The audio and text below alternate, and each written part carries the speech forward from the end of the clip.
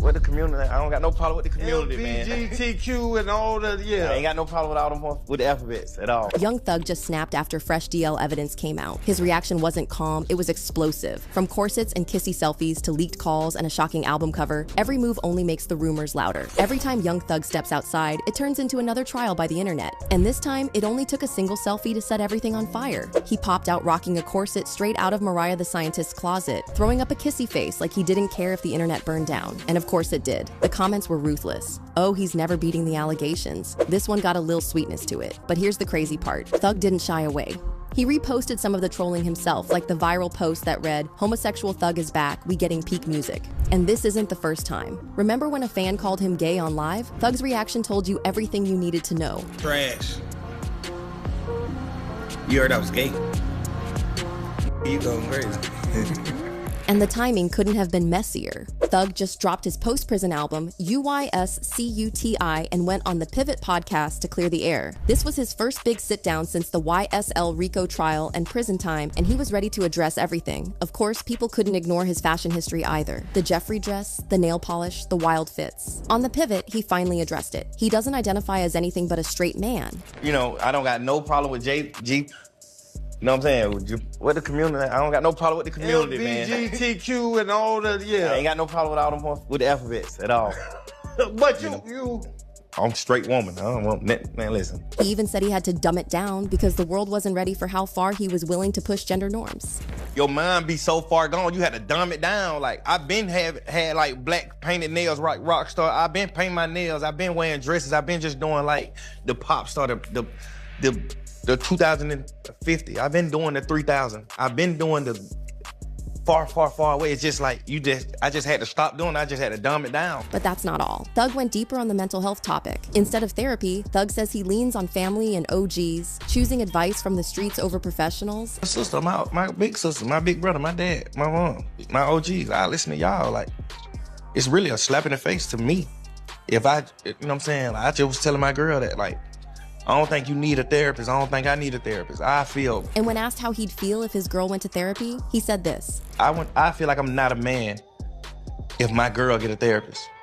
It's like, damn, you actually call somebody and listen to what they got to say over me instead of just listening to what I'm telling you.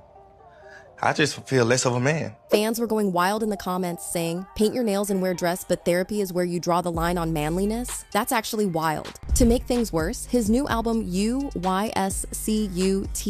didn't exactly ease the controversy. The cover had him in whiteface, and the opening track, Ninja, had fans reeling with its hard R usage. But despite the backlash, the project had undeniable depth, with fans admitting the music was some of his best in years. Now, whether you think he's misunderstood or just reckless, one thing's clear. Young Thug refuses to play by anyone's rules but his own. Now, the same rumors meant to destroy him are the ones he's embracing, and that choice could either crown him or completely bury his legacy. Anthony Edwards is fighting back hard in his messy child support case with Ayesha Howard, and the latest court filings just made this whole situation way uglier. A California judge recently sided with Edwards and tossed out Ayesha's summons after he claimed he had no real ties to California. But now Ayesha's legal team is calling him out, accusing him of lying under oath and trying to play the system to dodge accountability. Now here's where things get messy. In the new documents, Anthony swore that he never lived in California, doesn't own businesses there, and only ever shows up when his team plays NBA games on the West Coast. On paper, it sounds like he's got nothing to do with the state, but Ayesha's lawyers say that's just not true, and they came with receipts. They pointed out that he actually runs multiple businesses registered in Beverly Hills. He has financial accounts set up there, and even has agents who operate from an office in Beverly Hills. So when he told the court under penalty of perjury that he had no ties, they're calling that a flat-out lie. And that's what really shifts this whole case, because now it's not just about money, it's about credibility. Ayesha's team says this is Anthony deliberately misleading the court, trying to manipulate the judicial system so he doesn't have to face child support obligations in California. And the more you think about it, the more you realize how high the stakes are. If he really downplayed his ties, that could blow back on him in a major way. But before this fraud accusation came up, Anthony had already been trying to tighten control over the case. Back in April, he filed a motion in Georgia asking for everything to be sealed. He said the public attention was interfering with his career, that people were speculating about him online. and that because it involves a minor and two high-profile names, it should all be private. From his side, he was trying to keep things quiet before it spiraled, except Ayesha wasn't buying it. She argued that the case had been public for over 6 months already and nothing damaging had happened. To her, Anthony wasn't trying to protect their child, he was trying to protect himself, and she refused to let him seal the records. That back and forth set the tone for where this case is headed. Both sides digging in, both sides refusing to give an inch. And of course, the internet had plenty to say about all this. One comment that kept getting repeated was, "She doing everything besides going to work." Another person said, "Her moving to California just for child support purposes was nasty work." And then this other person called her out for having a child for the money.